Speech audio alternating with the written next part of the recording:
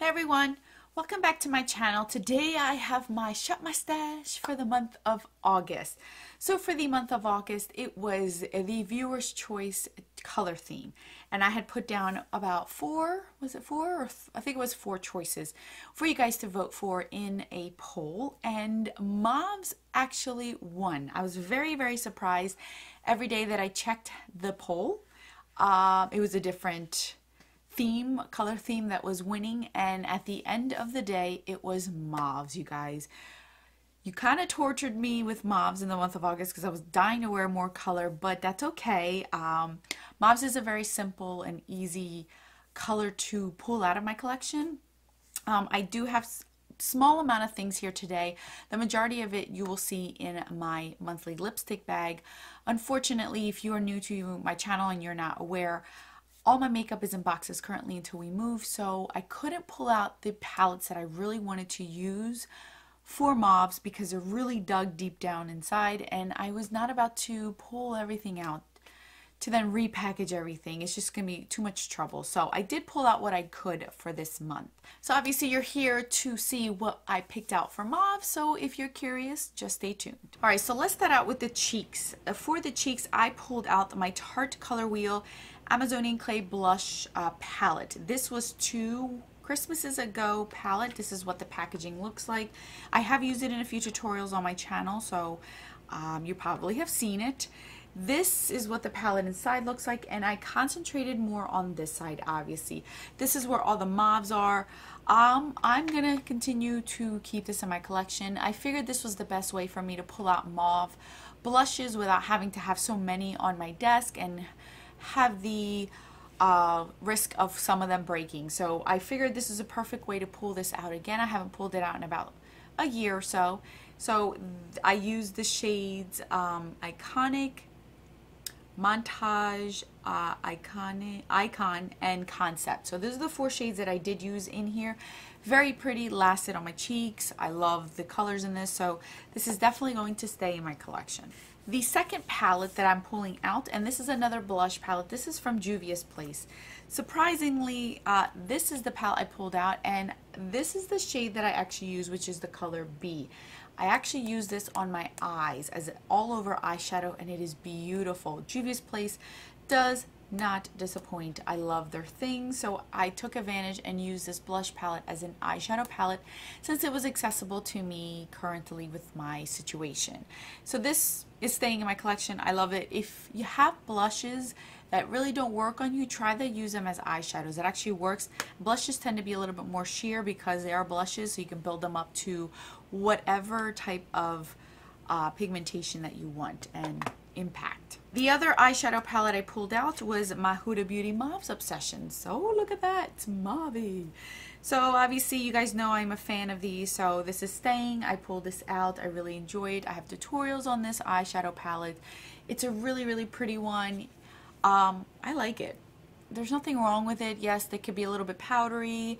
They can have a lot of fallout, but if you work with them, they're really pretty shadows. So this is also going to stay in my collection. The other eyeshadow palette, this is new to my collection. This was gifted to me by my friend Lisa. I do have a makeup playdate coming up with this. If it's not up already, I'll link it up here. If it's not, I'm not sure. This is the Pure Visionary. Now, I've been using this a ton because a lot of you wanted me to test it out, as well as I just wanted to see the formulation on this. So I have come down with it. I do like the palette. I think it is beautiful. The shades are beautiful. You have your mauve shades in here. You have your metallics. You have your shimmers. Very, very pretty.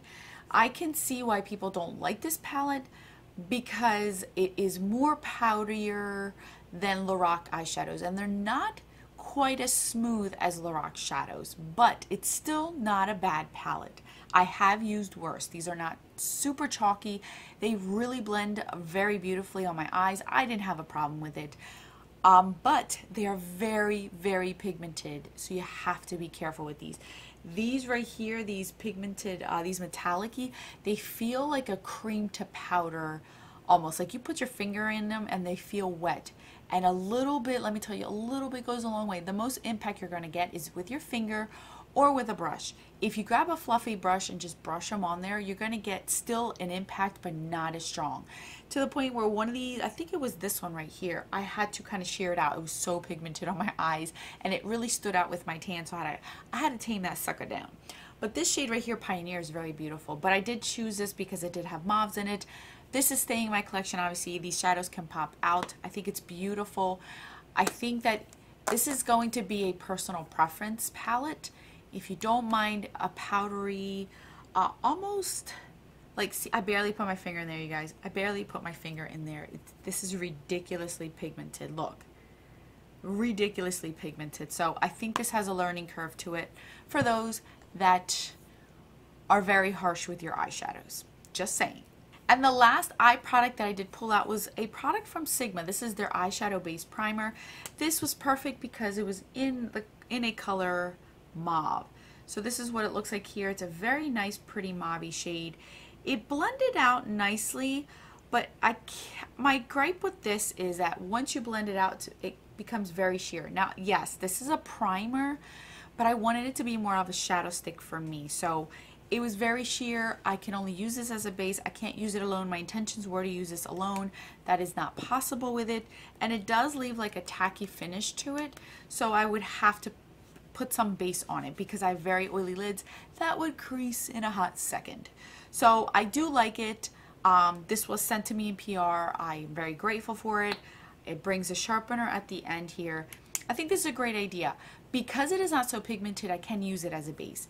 But with that said, if I put it on my eyes, I can't blend it out too much because then it's basically, I'm not really doing much to my eyes. You know what I mean? Like, it's like nothing, just with the tacky base. So I'm going to use this on camera so you guys can see it. I do like it. I'm going to continue to use it because it is unique and different from the ones that I do own. It reminds me of the color tattoo I did pan completely in.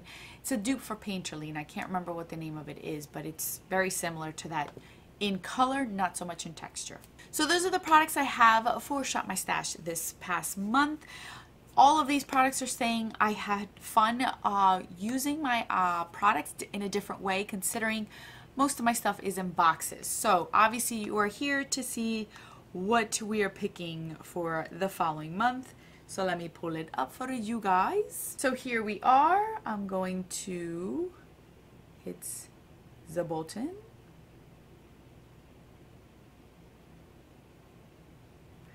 So we have makeup that costs under $10 each. So for the month of September, I have to use makeup products that are $10 and under. So that should be fun because we have quite a few things that I can use. So that's for the month of September, you guys. I'm very excited about that. Thank you guys so much for watching and for participating in this past month's Shop My Stash. I'm sure it'll come up again where you guys have to do things for me and torture me with a color that, you know, I wish I didn't get for the summer, but that's okay. It's still fun because it's unique and different. So anyway, I will catch you guys in my next video. Don't forget that a smile is the best makeup a girl can wear. Bye guys.